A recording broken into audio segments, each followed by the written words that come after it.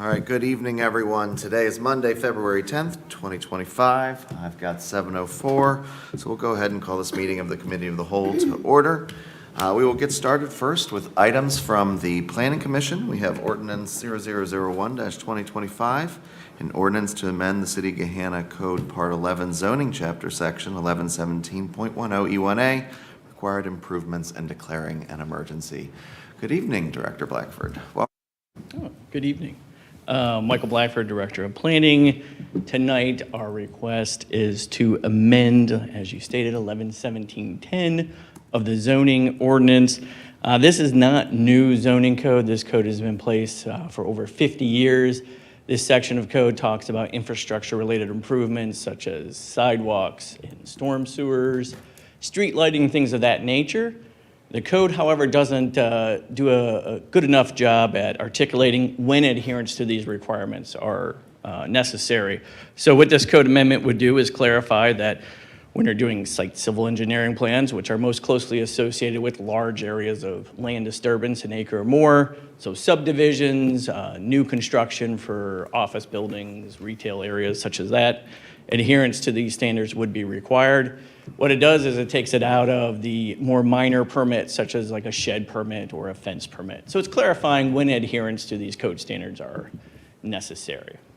Happy to answer any questions. It was before Planning Commission and did receive a unanimous recommendation of approval. There are other code changes associated with this. Those are in Chapter 9, and those will be coming before Council here in the near future. Approving these code changes does not create any sort of inconsistency in code either. Thank you. Thank you, Director. Any discussion from my colleagues? Ms. McGregor? So this would only be for like large parcels?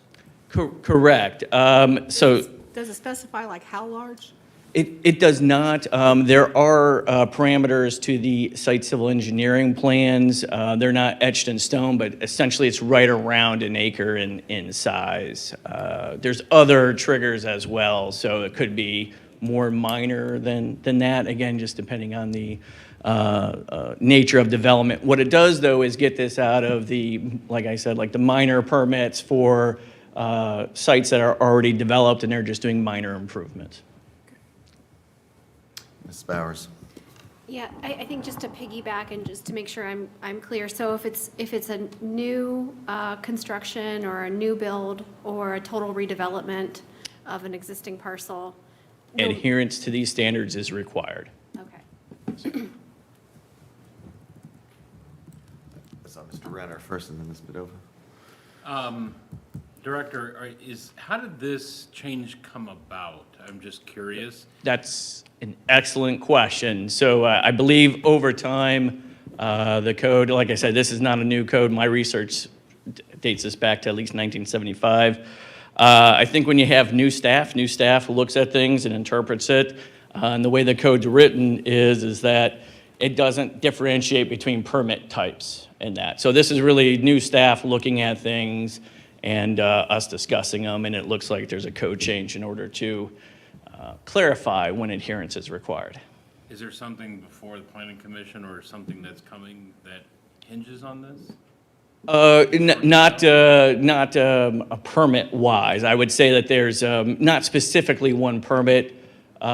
This issue is being made aware through our zoning and building permit process, and that the new interpretation of this code language. Thank you. Ms. Padova? Thank you. I very much appreciate this update, as I know there was some confusion here in the last year with this specifically. So I just wanted to clarify what if it is like a residential home build where it's not, I guess my brain is kind of having a hard time processing like the difference between if it's just a person building one home or the difference between that and like a strip mall or something of a larger size. A new home would have to adhere to this as well. There's additional code language. The majority of code related to infrastructure and these types of improvements is located within Chapter 9. And so the Chapter 9 changes that will be forthcoming here shortly will go into a little bit more detail because that section of code has a little bit more detail. And so one of the things we're trying to articulate in those code changes is drawing out more scenarios that'll better answer that question. One, it'll make it more clear for internal staff, but obviously our external customers will have more clarity as well. So that's forthcoming with the Chapter 9 because it's already, there's more language that talks about those different permits and some of the different requirements. Okay, thank you. And that was my next question. I think you answered that there's going to be a larger process to kind of help training staff as well when people are calling in and asking questions and Absolutely. knowing whether or not they should need a site civil engineering plan or any of these other things done, correct? Yes, absolutely. Okay. All right, thank you so much. Of Appreciate course. it. I think I do, yeah. So will a design plan application distinguish between these two types? Is that something that we would expect to see? Am I using the correct language? I would ask maybe that you repeat that just to make sure I'm understanding correctly. I apologize. So if I understand correctly, there's an application for a design plan, perhaps? Design review and final development plan.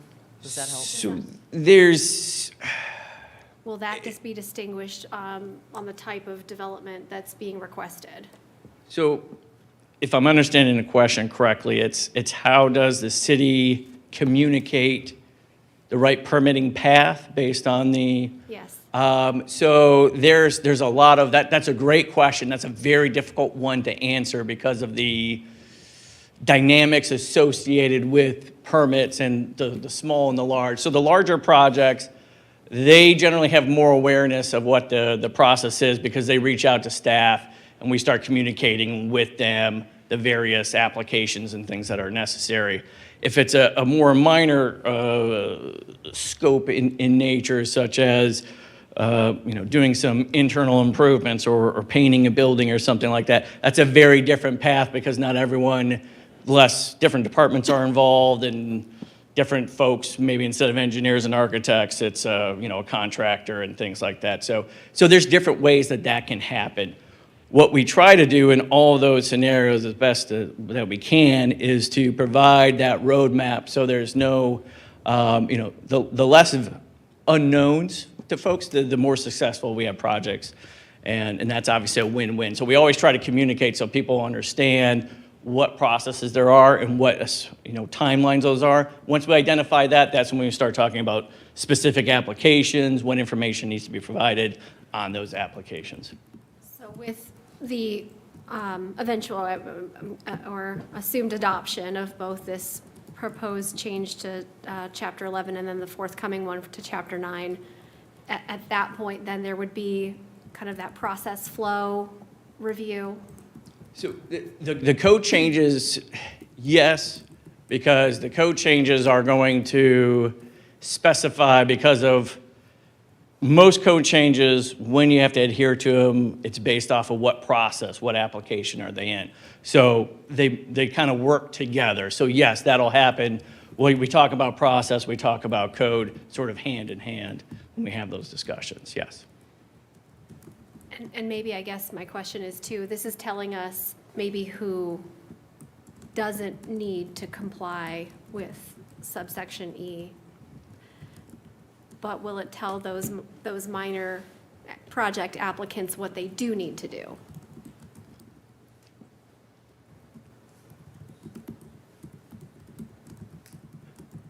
I would say no, because essentially every code, so all of Chapter 11, all of Chapter 9, those are probably the two main sections.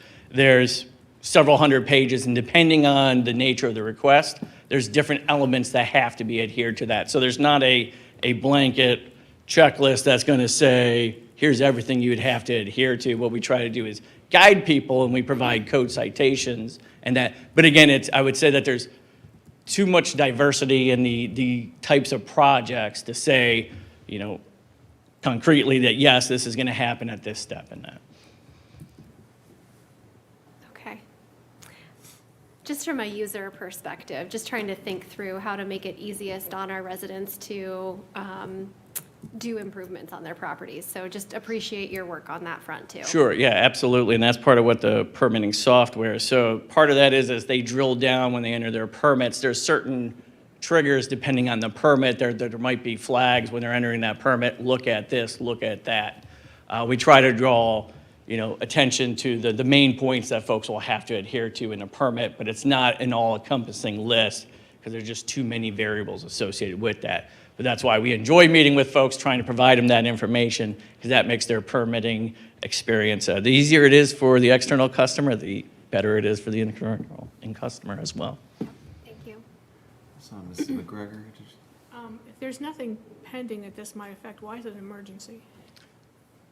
Well, I didn't ask for emergency, so I don't know where that came from, so I apologize if I'm that just was curious. requested.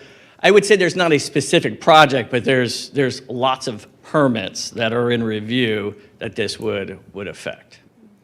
So a project meaning like in my world, like a Sheets or the Johnstown Road Apartments or something, I would term a project, but as far as permits, there could be right-of-way permits, there could be shed permits, there could be fence permits, where on those permits, there's a comment from staff saying you need to provide certain information. So there are permits out there where this is a pending comment, which could have potentially go away after this is adopted. So would the emergency assist those permit applicants to expedite the improvements that they're doing? Absolutely. Okay. Yes. And I think originally the intent was, yes, to partner this up with the Chapter 9 changes as well, but they're not quite ready yet, so they would be adopted at the same time. Thank you for bringing this, I'm just to say, thank you for bringing this forward. I think this will assist those who are wanting to do site improvements without necessarily needing to do full civil engineering plans. Thank you. Any further discussion on this item? All right, seeing none, on for first next week, and then, on for second on the, if I can get my calendar to work, March 3rd? Public hearing. With public hearing, yes. All right, Thank thank you you very much, Director. Appreciate Appreciate it. Thank you. Next up, we have items from the Senior Director of Operations for 825 Tech Center Drive update. Good evening, Director. Good evening, folks. I guess it's been a little bit of a minute since we've been here for an 825 update. I think we were here in November for an October update, and then budget season kind of put a halt to most other things. So glad to be back here to talk about 825 and the progress that we have been making. As I state every time in which I sit down at this particular table and talk about this project, I guess two things, right? We're looking at the project objectives here. I'm not going to go over each and every one of them, but I do believe that we are meeting all 10 of those as we see the project come to fruition. And the second thing that I'd also like to note is that I'm just a familiar face that gets to talk about this particular project, and there are many, many, many people who sit behind me in support of this project, some of which are in the room right now. Between Chief and Miranda and Corey, the mayor. You folks, obviously, many people work on this project on a regular basis. And what we're really seeing is the quality of project, I think, that we've put forward. What you'll see here in the update this evening is very much follows the same exact format and pattern that we provided in November, but basically where are we? This report here is up to date as of the end of January. So the financials that you'll see on the next few slides here, and then some of the pictures and such that you will see. Yeah, sure, it's early February, and the drone footage that we'll see next was just taken this morning. So, but the updates that you see here on the left-hand side of the screen, with a lot of what's been taking place here on 825, these all run through the end of January, just as a note there. But AEP has placed our new transformer on the site. That's the biggest item. So basically for the month of December, through about the 1st of January or so, 4th of January, the transformer on the site was being upsized and the building itself was on temporary power. Anybody who's been by 825 has also seen the sheathing go up on the front of the building. That was done for a variety of different reasons, but that was so that they largely done so that they can place temporary heaters into the building and then so they can continue to do an advanced construction in many instances inside of the building. What we'll see up on the second and third floor is a lot of drywall has begun to be hung. And that's all a product of having the temporary heat inside of the building and allowing construction to take place. In some of the spaces, they've even been able to tape and spackle said drywall, so actually finish the wall.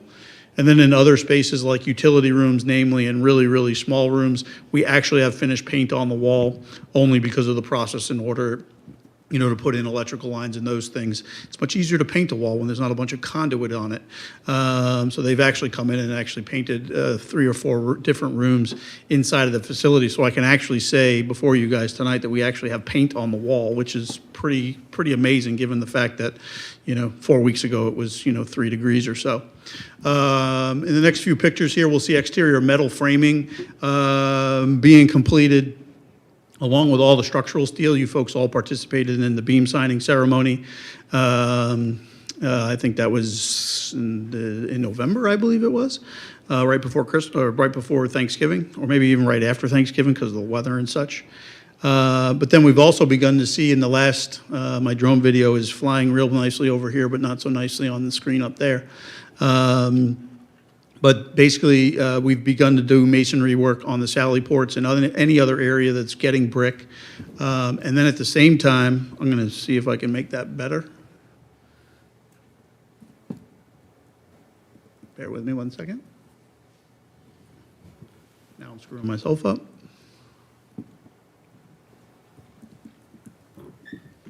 So any masonry brick has begun to be placed on the building. You guys aren't going to get to see my video. I could stay afterwards. What you see here in some part is the exterior metal framing of the multi-purpose room taking place, and you see those workers walking on top of the roof. It's a little sketchy there. But then on the far left or right-hand side of the picture, you would see the masonry work taking place on the building itself. When we look at some of the still pictures that I have on the next few slides, you'll see the curtain wall. Curtain wall is nothing fancy, just a fancy way of saying glass.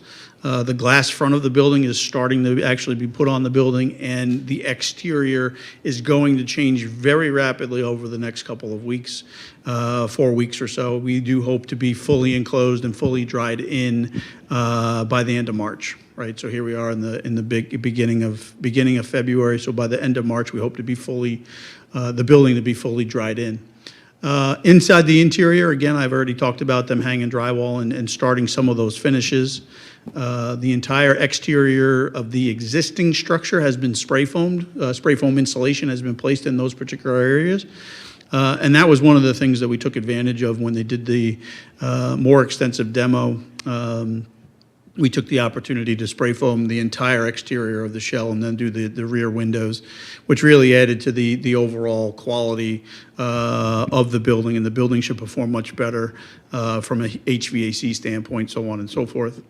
They've been fireproofing different mechanical shafts and such, and they, in some parts, have been taking some of the building,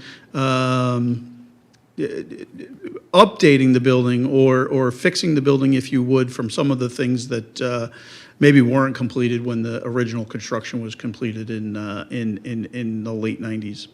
And then the last piece on my interior side is network audio video cabling, so your low voltage cabling. That rough-in has begun on the second and third floor as well, right? So we're even getting some wiring into the building and such. We're 34% complete of the project based on time. And we've only had about 12 weather days or days. They refer to them as weather days. We've seen most of these days in December and January because it's 3 degrees and hanging steel and working outside was very, very tricky and challenging. We did see a day or two in November, which I didn't report correctly the last update I gave. But we've basically seen about 12 weather days on the entire project since beginning, basically on May 1st. So what you're looking at now is a couple of interior pictures. I'm sorry, these are exterior pictures, with the exception of the one in the upper left-hand corner. The upper left-hand corner, this is actually the firing range. This is or the training center that's in the basement of the building. What you're not seeing here is this is obviously a doorway here that you're seeing closest to the lift. But these are the 3 observation bay windows that look out over the training facility. Where you're seeing this doorway in the distance here, this is the doorway or the staircase that comes up to the exterior of the building. So those spaces are taking shape, and we're able to. The staircase is another example to access the basement is already in place, and we can traverse and get upstairs and downstairs in the basement via a regular staircase. What you're looking at here at the top of the picture where my cursor is now, this is the multipurpose room. This is the exterior. This is the front of the building and the exterior of that multipurpose space. So all that exterior steel and exterior framing has been put in place. And if you were out there today, you would begin to see them sheathing the side of that particular building, getting ready for the masonry work that would need to take place on it. Middle picture here where my cursor is, this is the 2 sally ports off of the building, and as you can tell on that particular picture, they've begun to lay the brick that matches the rest of the facility. Obviously, this is not at grade right now, and you're still seeing a little bit of work that's necessary over the training facility and storm shelter in about this area here, and the building is still opened up. And then also site work has begun, for stormwater facilities and those types of things. Sometimes we like to show the nice shiny picture or the nice construction work, but we also have to remember that there are many tactical things that are going on the site, like stormwater structures, so on and so forth, that are being put in place. A couple of interior pictures. But the top left here, this is basically just illustrating the different pourbacks that they need to do where different plumbing has been roughed in. This area here is actually the city staff locker room for the gym facility. So basically what you're looking at here are 4 restrooms inside of that facility, and then where I would be standing when this picture was taken, I'd be standing in where I would put my shoes on and maybe hang up my bag inside of a locker.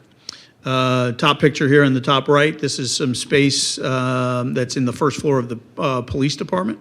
If you're looking at the far back wall here, this is the evidence room. Obviously, there's another wall that needs constructed here, but they need to pour back some of the floor there, concrete that is, before some of the interior spaces can begin to be built. And then what you're looking at here at the bottom 2 pictures, this is the curtain wall, the glazing that's been going on the building itself, which again, this here is going to change the building tremendously here over the next few months. This is basically what that exterior is going to look like as the building begins to take shape. And then the picture here on the right-hand side of the screen, that is the hallway. I'm standing at the customer service windows, if you would, and I'm looking towards the senior center. So this is the long corridor that connects those 2 spaces together, and then there's a similar corridor that connects the main lobby to the police department. So where are we as far as the numbers go? Both of these charts here summarize both construction contracts that we have, GMP1 and GMP2, and that total is a reflection of the total contract that we have with Elford to build the building. The last line on the top chart is what's been invoiced to date.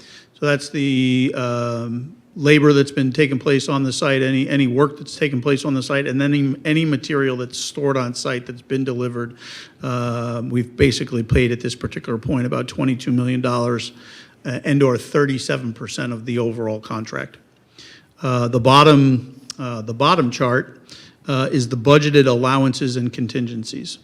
If you remember when we talked about allowances originally, allowances are a number that let's call it 1.1, we'll round it up. That $1.1 million is in this $59 million number. And allowances are basically for the unforeseen, the somewhat anticipated expenses inside of the building.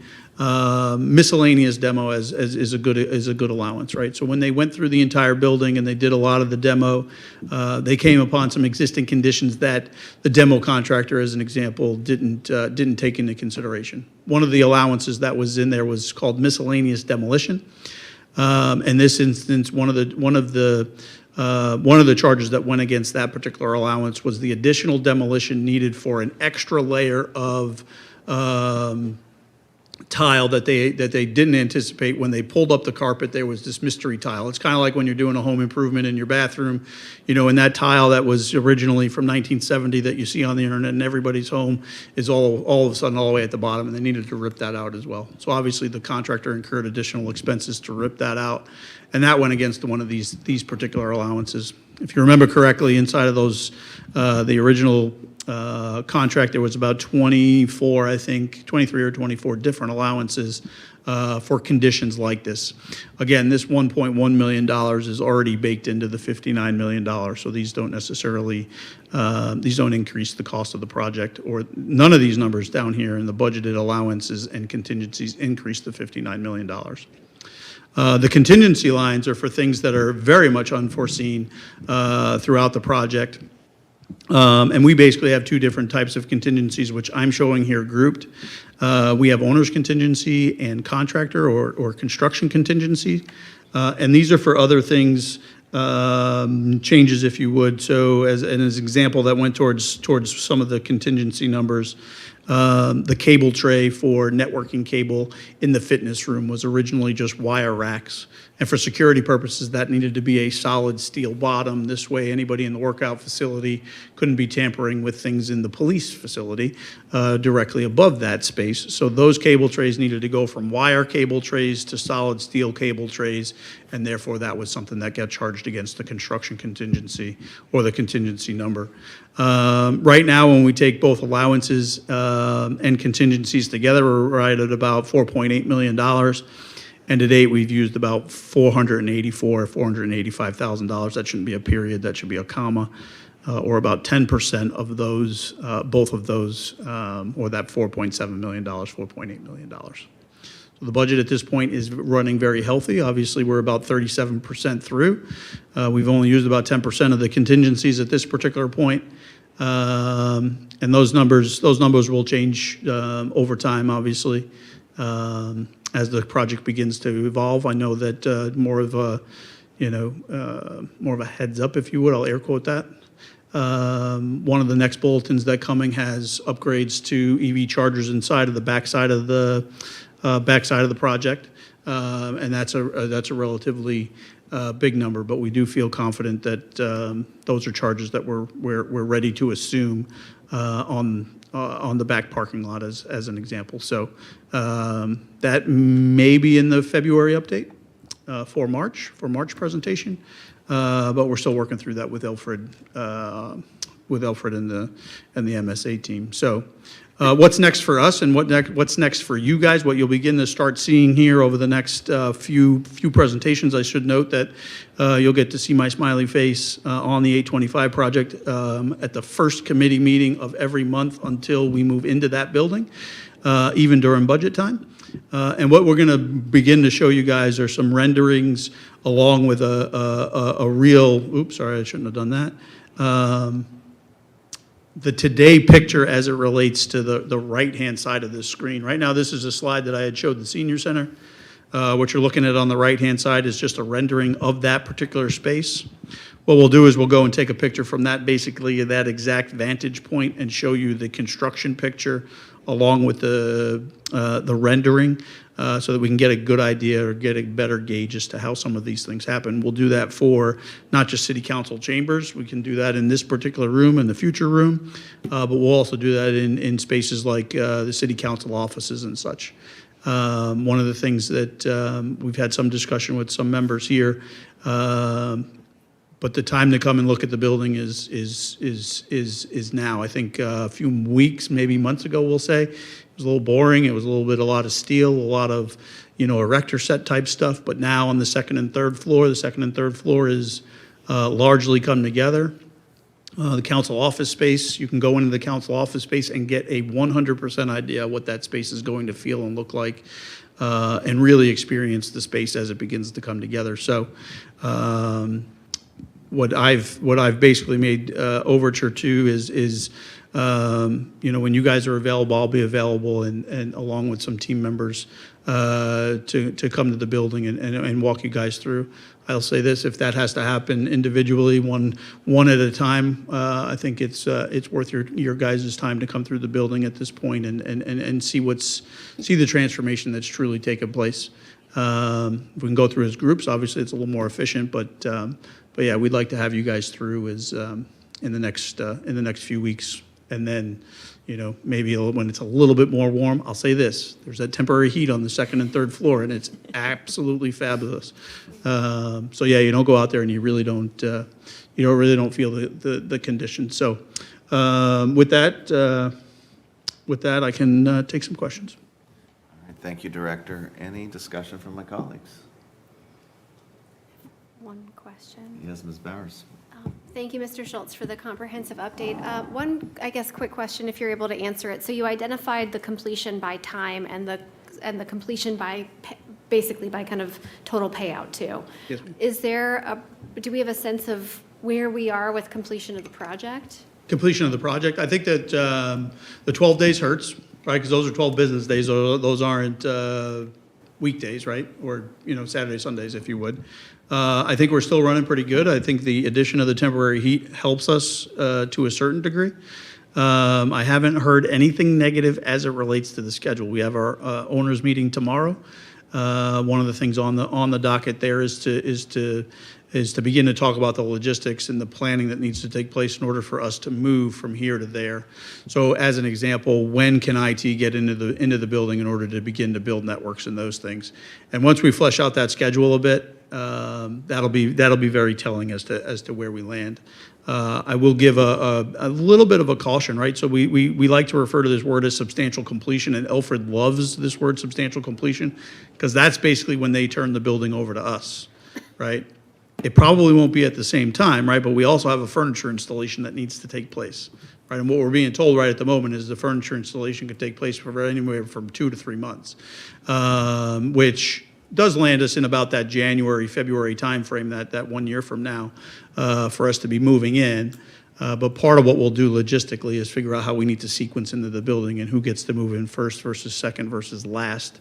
And we'll be able to present you a little bit more of a comprehensive schedule, probably at that March meeting, if not, hopefully at that March meeting. It may have to wait till our April update, but hopefully in the month's time, we'll have some good information to answer that question much more specifically. Thank you. Any other questions or comments? All right, seeing none, thank you very much. Thank you, Appreciate the guys. update. All right, next up, we have items from council office. We'll get started with a presentation on the Historical Records Digitization Grant Final Report. Good evening, Ms. McGuire.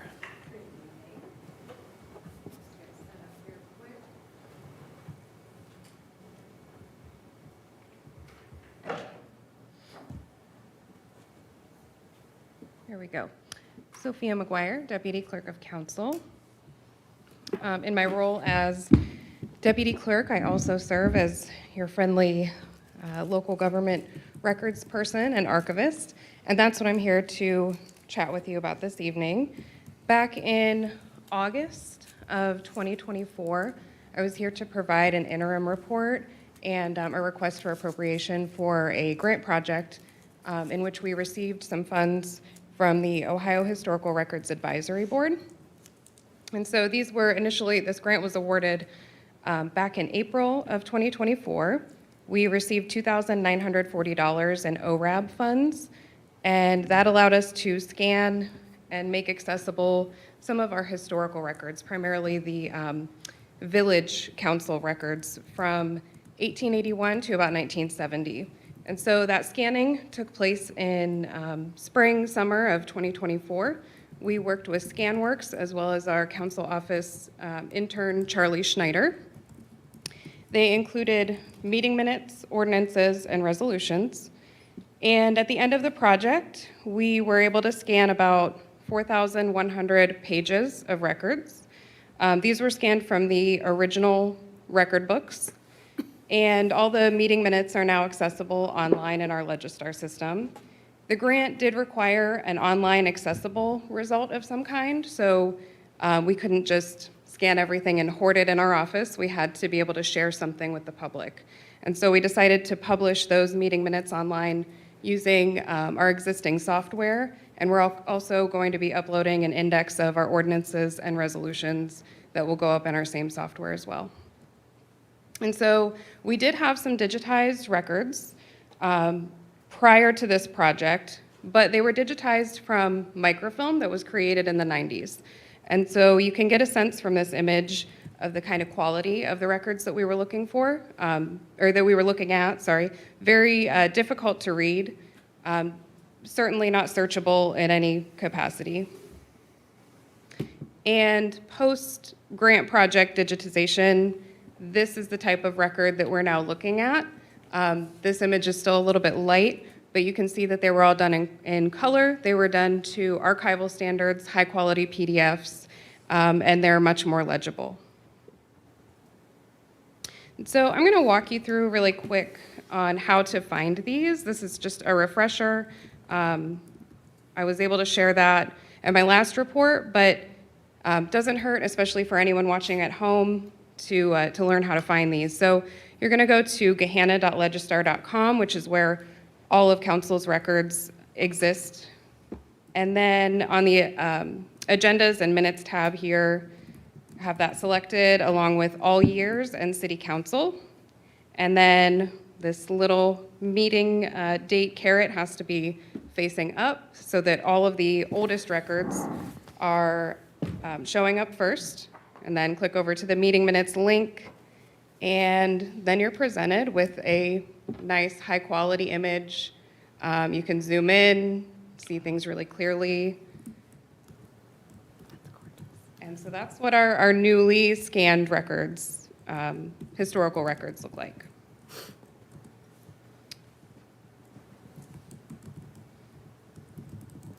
And so the next steps for this project, although our project is complete as far as the grant goes, I have submitted the final report to ORAB, but we do want to take some steps to continue the project.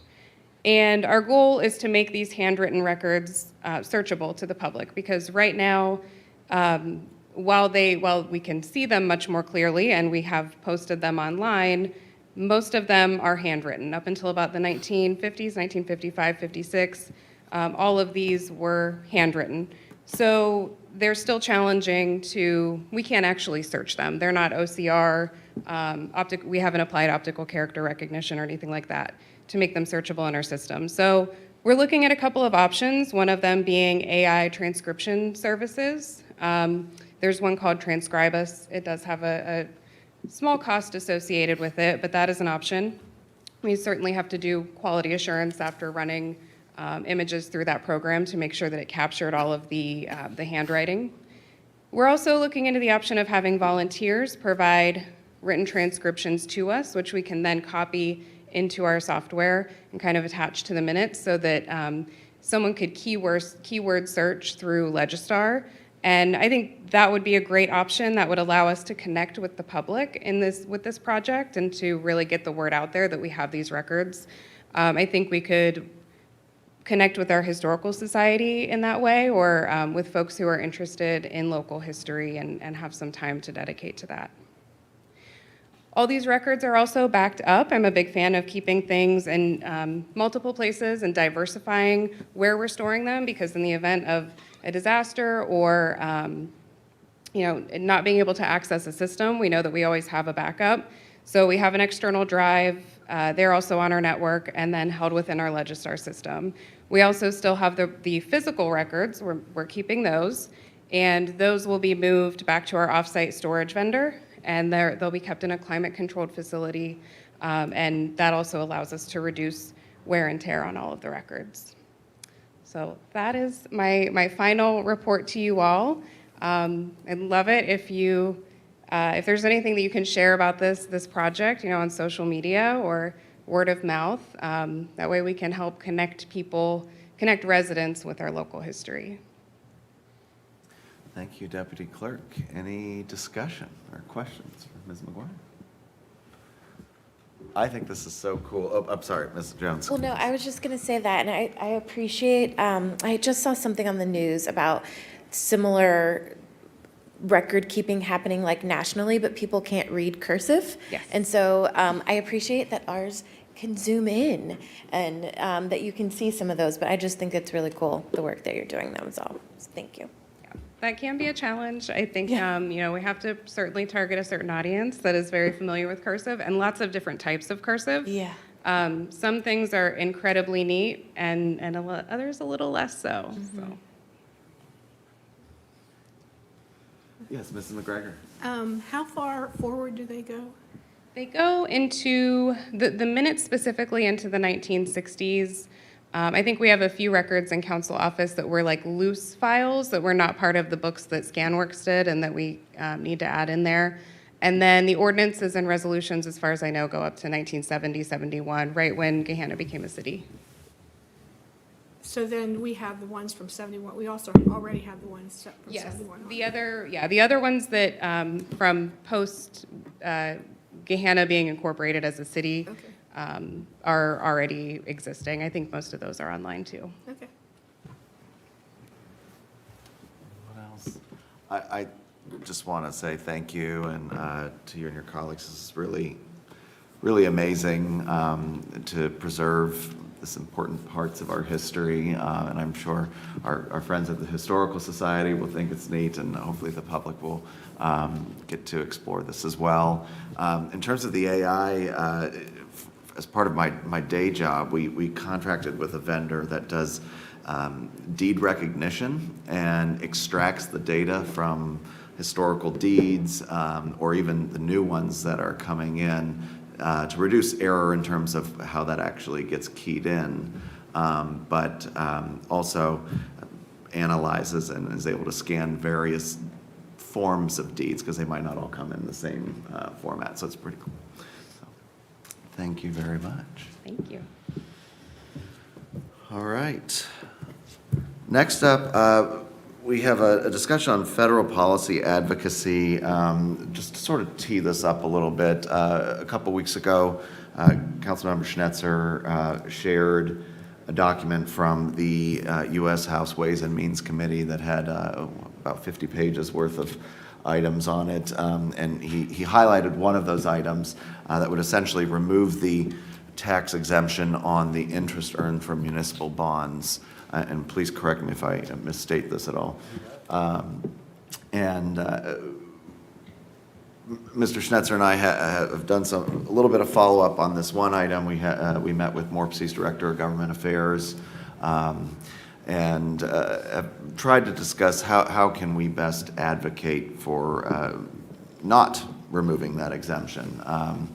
Mr. Schnetzer also did some probably better than back of the napkin math, but I won't put words in his mouth, that if this exemption had been removed at the time we pursued the bonds for the 825 project, the delta in terms of the difference of the rates that would have been in place would amount to about $15.5 million over the course of the loan, over the course of the project. So wanted to tee this up in terms of how would members like to see us advocate, if at all, and there's other items there as well. With the new administration at the federal level, a lot of changes coming forward, and especially with the new Congress as well.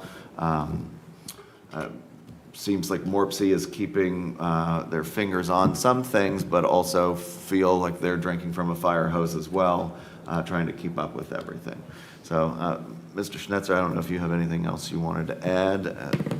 I mean, so I think thank you very much. I think you drilled down on the issue, so like the core of the matter, but if anybody wants more context on why this is coming up now, I'd be happy to speak to that a little bit.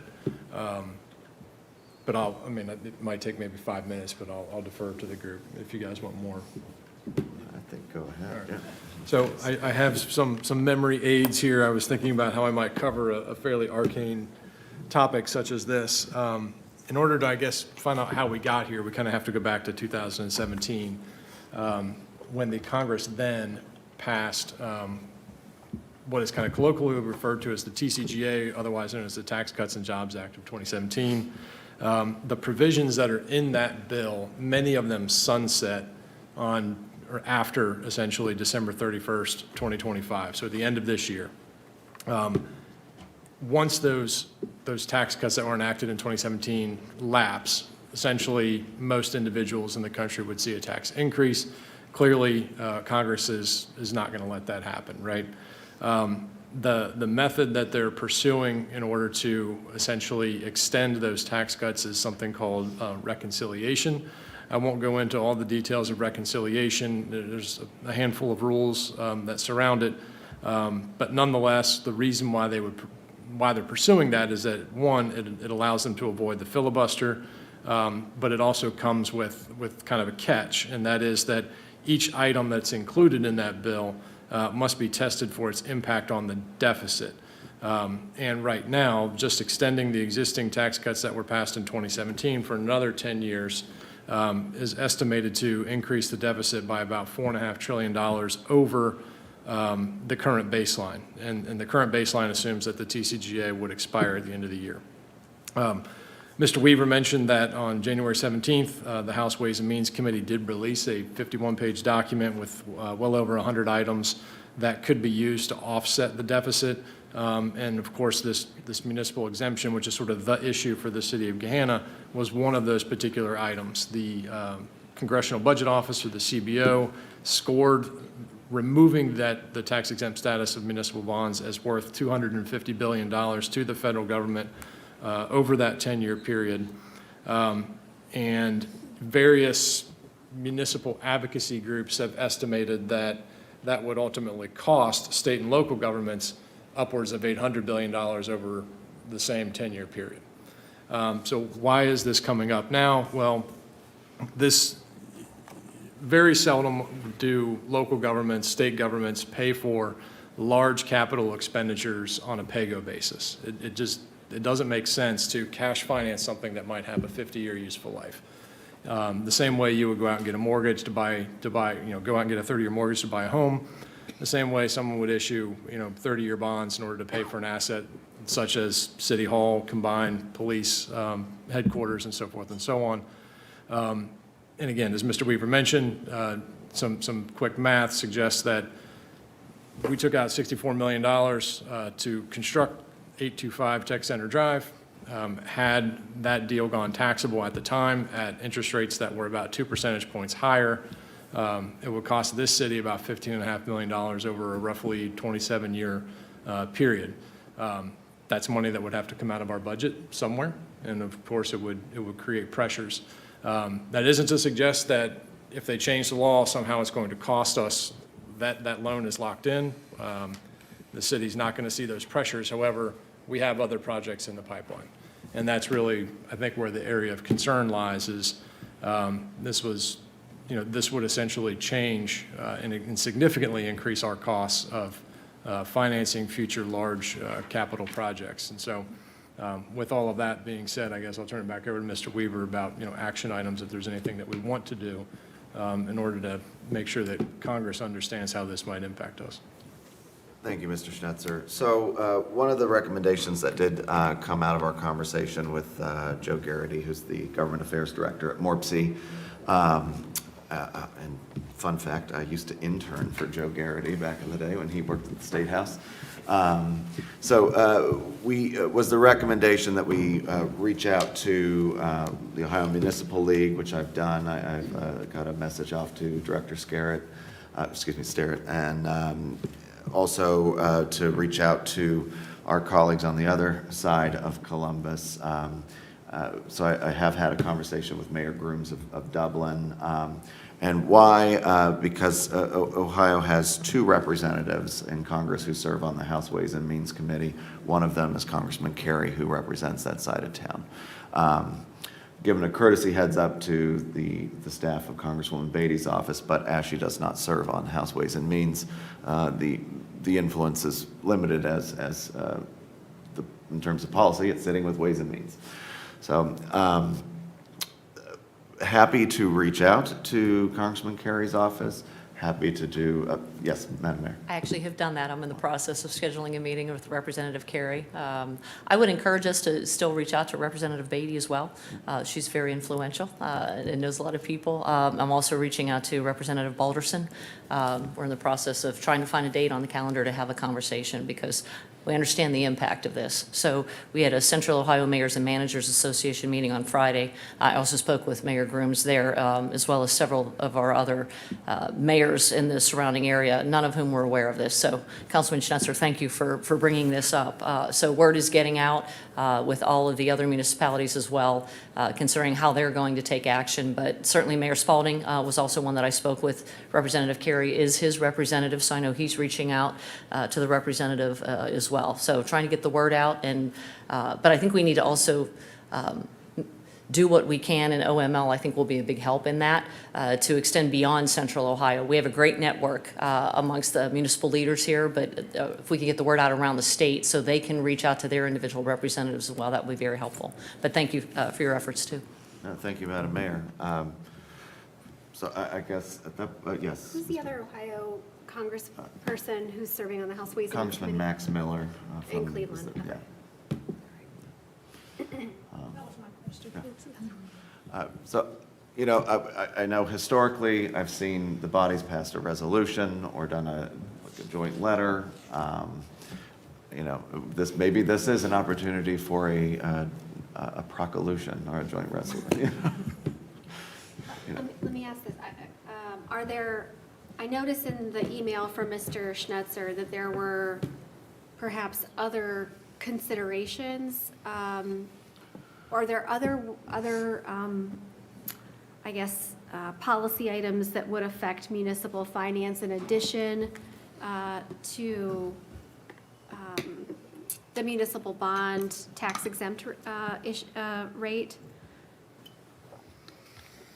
So, I guess yes and no, right? So there's the document that House Ways and Means distributed about 3 weeks ago, and the municipal bond exemption is just one of over 100 items on that list, right? Some others that are somewhat, you know, again, municipal related, and that depends how you define municipal, would be, you know, changing the tax exempt status on things like private activity bonds, other things that would impact, you know, again, not for profit, which again, this is kind of a gray area. Are they truly municipal? Sometimes they get lumped in with municipalities, sometimes they don't, but would be changing the not-for-profit status of hospitals. Other things that would impact, like, you know, public universities. There's a proposal in that list to raise the tax rate to 14% on large endowments, so large colleges and university endowments would see their investment income, you know, taxed at a higher rate than current. Those are all municipal related, but they would not directly impact the city of Gahanna. This would be the one item that that would have a direct impact on the city and not an insignificant one at that, right? So, you know, the reason why the city of Gahanna, as well as the state of Ohio, you know, Franklin County, city of Columbus, and frankly, every suburb in central Ohio is able to borrow at a cost-effective rate is really because the lenders of those funds to build those projects, the interest that they receive on the loan is exempt from income taxes, and therefore they're willing to accept a significantly lower rate. So again, just to put this in perspective, in March and May, the city issued a combined somewhere in the ballpark of about $64 million worth of bonds to help pay for 825 Tech Center Drive. The true interest cost on that ranges somewhere between 3.5% and 4%. Prevailing taxable rates at the time were about 2 percentage points higher. So again, it's a fairly sizable jump. If you just think about your mortgage, many of us in this room probably have a 3% mortgage. What would it be if it was a 5.5% mortgage, right? That would be a significant cost burden. And really, frankly, if I might editorialize here a bit of a head scratcher, considering infrastructure is arguably like the only bipartisan area of agreement inside DC, and yet this would make financing it significantly more difficult, and then, and the knock-on effect would be likely less of it gets done, right? So, anyway, long-winded way of answering your question. This would be kind of the one item that I think we as a city would probably focus on the most. Okay, all right, thank you. I think to your question then, Mr. Weaver, I think that that's a great suggestion in terms of a joint proclamation resolution. I think that it would certainly, especially if aggregated with other communities or worked on with OML, could be used to be mirrored across the state and perhaps even across the country. And so if we have any relationships with NLC, I've got a couple contacts, but not strong. I'd certainly be happy to share that with National League of Cities. I know the city of Columbus as well is a big member of NLC. If I might just piggyback off of that, one of the links that was provided, and I believe it's on the agenda, so they're calling it the Public Finance Network, so GFOA. I believe our distinguished finance director is a member of GFOA.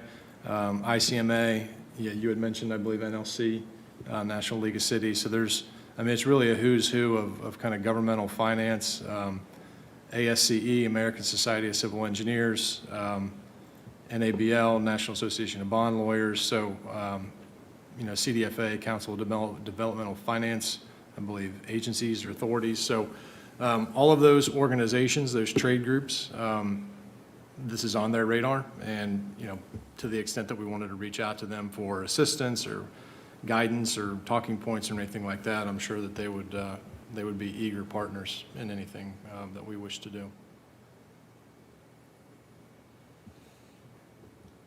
I think that's a great step, and maybe they already have something in the works as well. I would imagine so. Yeah.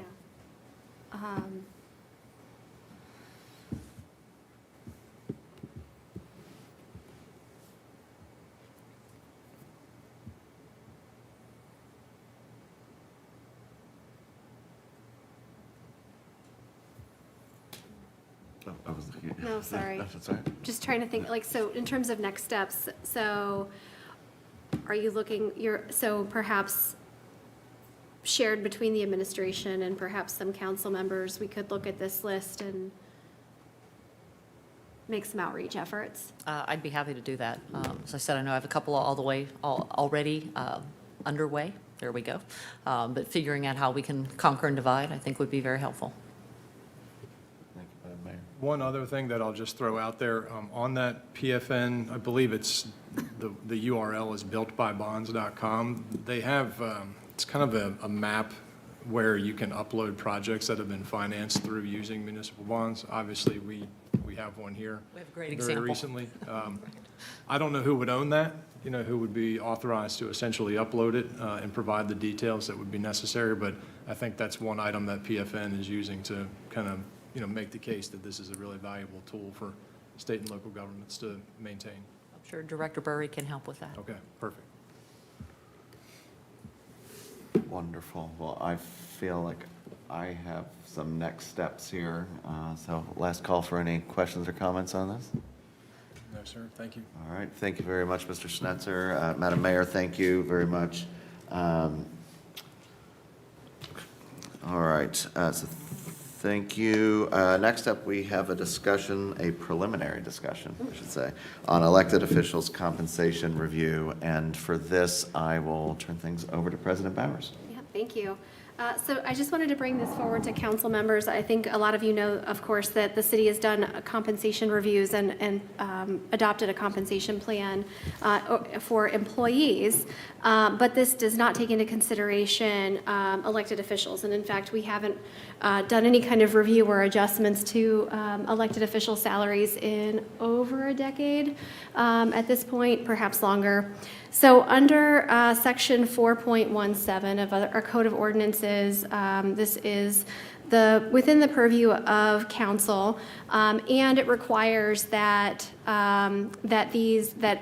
salaries would take effect at the start of a term and continue forward for the duration of that term, so that we could these would only be in effect for a subsequent council. So it would not be in effect for any of us, so there is no voting on our own salaries. And we would have to go through another election cycle in order for these to take effect. I wanted to just bring this forward because I think that this is important that we review this and consider amending or looking at elected official salaries. One, because we've last year we did a preliminary survey of elected official salaries across the region and with peer cities, and Gahanna is under the kind of regional standard. So I think that it's important that we look at keeping pace with peer communities. I also think that it's important to fairly compensate people who want to serve the public, but may not have passive income or other sources of income that justifies the time commitment. And then also, this has been brought up, Mrs. McGregor has raised this before, but for council, right now our council compensation has fallen below the threshold in order to qualify for OPER's health insurance credit. And so one of the, I think, compelling reasons that's been brought forward is to ensure that we're council members, not us, but future council members are able to qualify for that health insurance credit through the OPER system.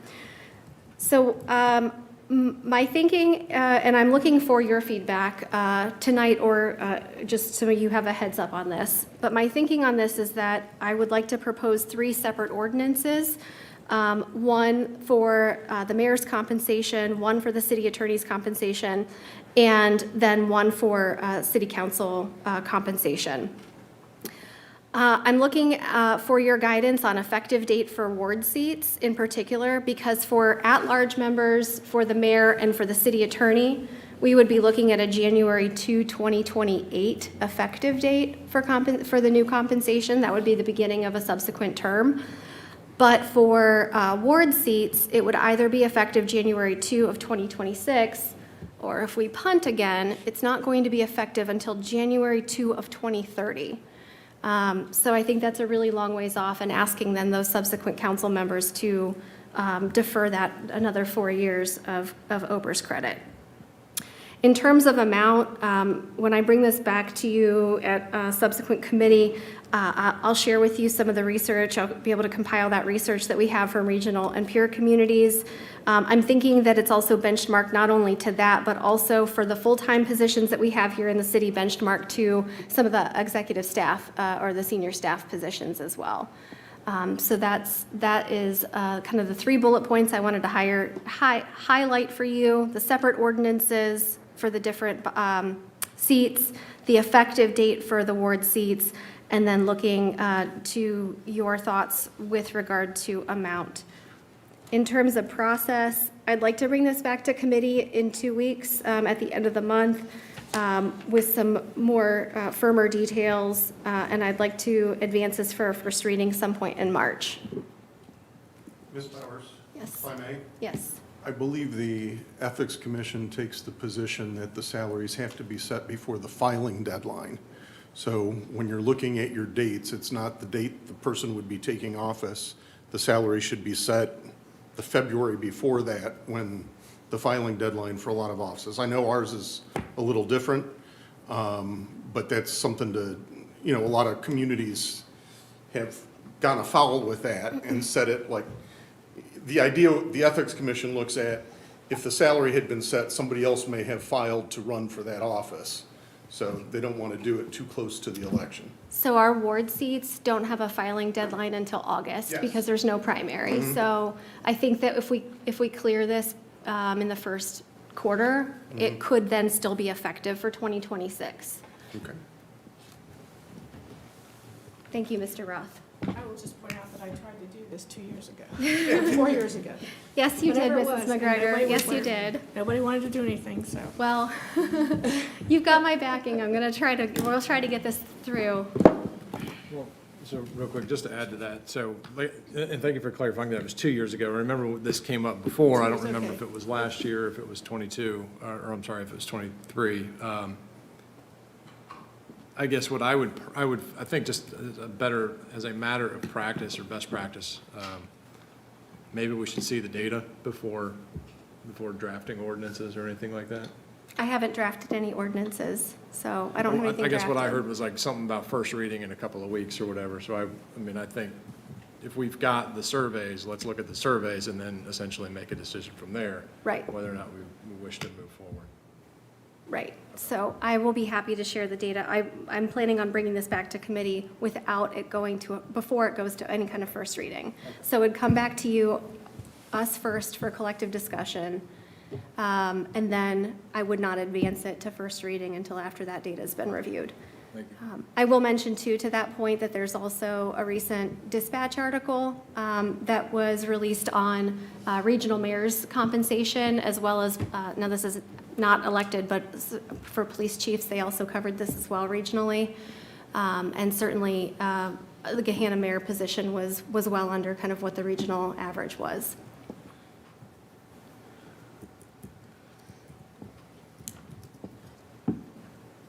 Okay. I guess my question. So the at-large members' terms expire on the in 27, correct?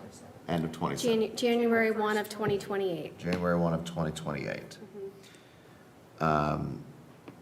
So the at-large members, theoretically, the new salary would take effect in January of 28. Yes. But it is, it's my understanding from what you were saying that it would be impermissible for ward seats, even if approved now, to have that salary take effect in the middle of the term? Based on my reading of section 4.17, it requires that it shall continue in effect from term to term, and it's fixed for the term. The compensation of the mayor, each member of council, and the city attorney may be fixed for the next term, but shall not thereafter be changed with respect to such term. It reads to me that it's term to term. So the wards committee would change in January, if it was approved this January. The at-large and the others would be beginning of 2028. Yeah. Because you can't change a salary in the middle of the, of a term. That's how I read 4.17, unless there's different advice from, No, that is correct. There would be a disparity between the ward council members and the at-large until the full cycle would take place. yeah. And it's just an unfortunate side effect of this. I wish we could make it uniform and having a uniform start date, but that's the way our staggered seats are. It's just the way it is. I appreciate the clarification. Yeah, I know for me, Ms. Bowers, I've seen some of the data that was shared from the clerk's office. They reached out, so look forward to having that more robust discussion, I think would be helpful for our colleagues as well. Can that data include like city size, population, and all that kind of stuff? it does. Have all that? Anything else on this item at the moment? Yeah, I'll just say, I think it's always good to have discussions like this, and I share interest in the data, but unless it's really gross, I'm most likely not gonna be for anything. So, just be aware. Thank you, Mr. Renner. All right, anything else on this item?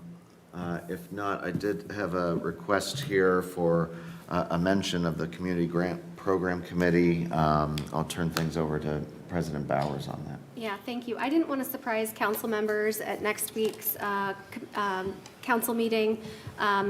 Mr. Weibensinger shared during our pre-leadership meeting that there would be 2 positions on the Community Grant Program Review Board that would be for council appointees. And so I just wanted to bring that forward to make sure colleagues were aware, because we can go into executive session during next council meeting so that we can discuss those 2 appointments. And it would just be for this 1-year cycle, and it would be a very short-term commitment.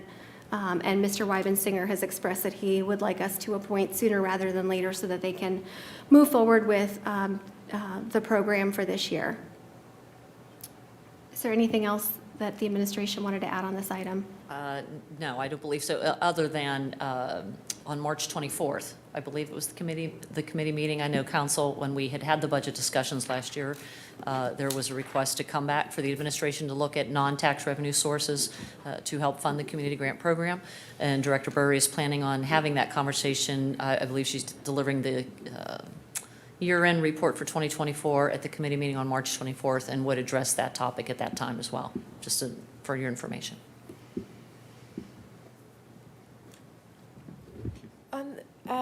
So I guess what is the cycle on, so we want to appoint ASAP. What's, I guess, the cycle for the administering of the program? I don't. Director Weibensinger, you want to speak to what you have in mind for that?